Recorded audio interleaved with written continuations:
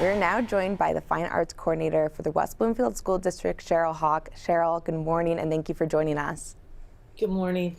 Sheryl, could you tell us a little bit about your role with the students in the school district here as the Fine Arts Coordinator? So as the Fine Arts Coordinator, Fine Arts would encompass music, performing arts, and visual arts. And I do scheduling, the calendar. I do some professional development. I also represent West Bloomfield Schools at the Oakland County Fine Arts Advisory Council. There's so many things I do, inventory instruments, go to all the performances I can to support our wonderful staff and teachers and students. So that's kind of what I do, a lot. Sheryl, you also had some students that were performing in the all-state choir, band, and orchestra. Can you tell us about that and what an honor it is to have those students participating in those events to showcase their talents? Yes, so we had students in all the music departments at WB. At the Michigan Music Conference, we have what's called All-State, and there are different kinds of All-States. There's All-State singing, choir, specialty choir, jazz. There's for band and orchestra. And so we had someone representing in all of the band and the orchestra and the choir honors choirs. So that happened about 2 weeks ago. For them, it started way back in August and September when we gave them audition packets, and then they had to videotape themselves singing or playing and send it into a panel of judges. There are thousands, I don't know exactly the numbers, but there are tens of thousands of students in Michigan who are members, or their teachers are members of both MSVMA and MSBOA.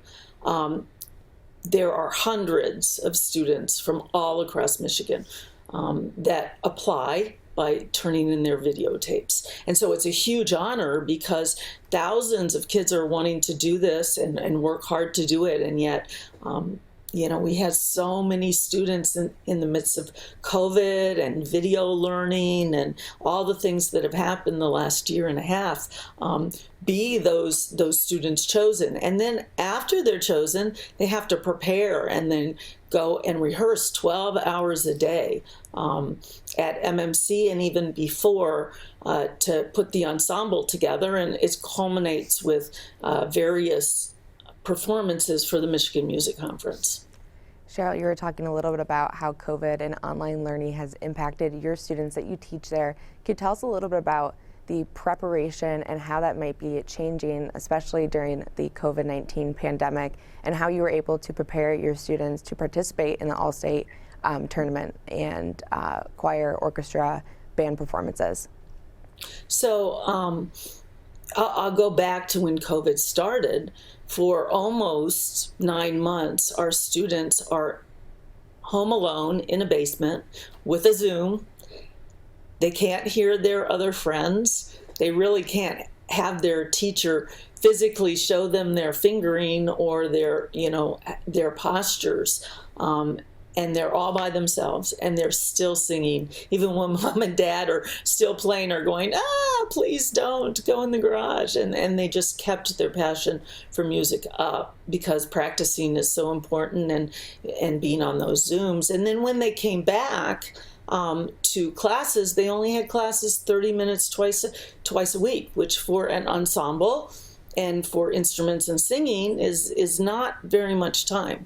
And compound that with social distancing, 6 feet apart, and PPEs. And we know that making music causes more aerosols than just talking.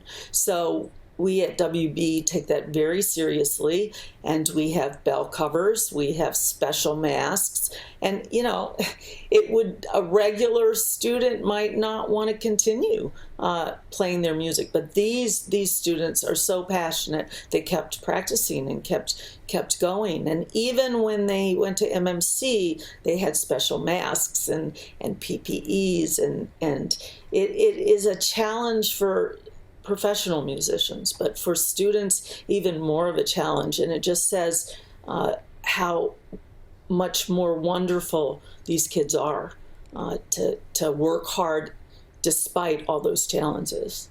Sheryl, as we wrap up here, what does it mean to be able to send these students to the MMC All-State Tournament and compete and show their talents and represent WB? Makes me very proud. We have an incredible community and school district, and they support our kids through all of this. And when we as the teachers are able to send kids to represent us, and in my situation as the choir teacher, 6 of the 16, it just says to everyone, you know, this is not just about these kids, it's about our community. And I'm very proud of that. And so I feel a little bit emotional about talking about it. Oh, Sheryl, well, thank you so much for joining us and sharing those great emotions of pride and joy to be able to send those students to this competition. Thank you for having me.